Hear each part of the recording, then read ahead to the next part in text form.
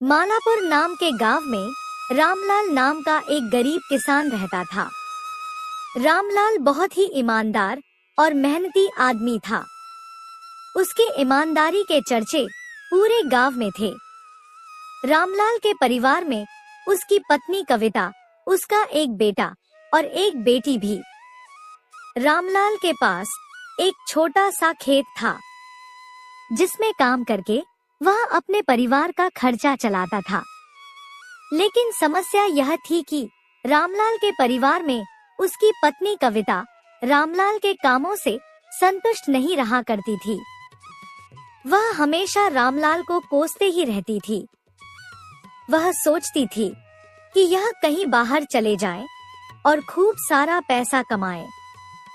यही कारण था कि कविता रामलाल के कहने पर कोई भी काम सही से नहीं करती।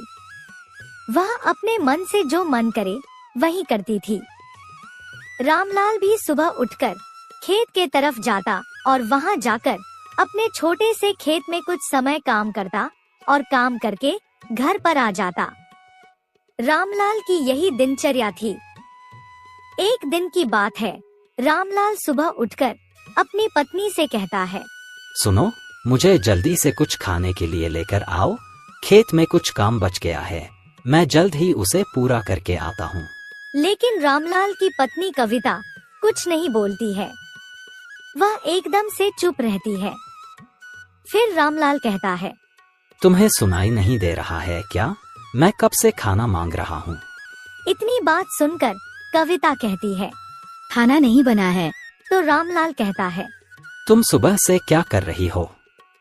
तुम्हें केवल खाना ही बनाना रहता है, वो भी समय से नहीं बनाती हो। तुम करना क्या चाहती हो? इसी बात को लेकर दोनों में थोड़ा बहुत झगड़ा होने लगता है।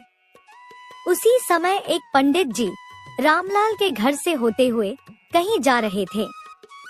लेकिन जब झगड़े की आवाज सुनते हैं तो रुक जाते हैं और झगड़ा शांत कराने के लिए रामलाल के घर में चले जाते हैं।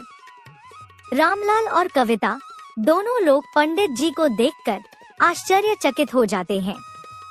तो पंडित जी कहते हैं, अरे भाई, आप दोनों लोग आपस में किस बात के लिए झगड़ रहे हो? तुम लोगों को अपने में मिलजुल कर रहना चाहिए और तुम लोग हो कि एक दूसरे को दोषी ठहरा रहे हो। मैं तो कहता हूँ इस 4 दिन की जिंदगी में तुम लोग एक दूसरे के सभी गलतियों को भूलकर प्रेम से मिलजुल कर रहो। इतनी बात सुनकर रामलाल कहता है, पंडित जी, आपके बातों का इसके ऊपर कोई भी प्रभाव नहीं पड़ेगा। मैं तो इसे समझाकर थक चुका हूँ। यह हमको बार बार बाहर कमाने जाने के लिए कहती है। आप ही बताइए, दोनों बच्चे भी अभी छोटे हैं, इन सभी को छोड़कर मैं कैसे बाहर कमाने जाऊं? मैं अभी खेती करके ही खर्चा चलाऊंगा। रामलाल के बातों को सुनकर पंडित जी रामलाल की पत्नी कविता से कहते हैं, तुम्हें क्या दिक्कत है जब तुम्हारे पति ही सक्षम हैं? तुमको तो खुश रहना चाहिए कि तुम्हारे पति इतने समझदार और तुम लोगों के बारे में इतना सोचने वाले हैं। तुम क्यों ज्यादा सोचती हो? जब इन्हें ज्यादा दिक्कत समझ में आएगी तो ये खुद ही बाहर चले जाएंगे। तुम्हें कहने की जरूरत ही नहीं पड़ेगी। पंडित जी की बात सुनकर कविता कहती है, पंडित जी, मुझे माफ कर दीजिए। आज के बाद मैं कभी भी इनसे झगड़ा नहीं करूंगी और इन्हें बाहर कमाने जाने के लिए भी नहीं कहूंगी। मुझे अब अपनी गलती का एहसास हो गया है। ये मेरे लिए एक सबक है। रामलाल की पत्नी कविता को अपनी गलती स्वीकार करने पर पंडित जी को भी बहुत खुशी होती है।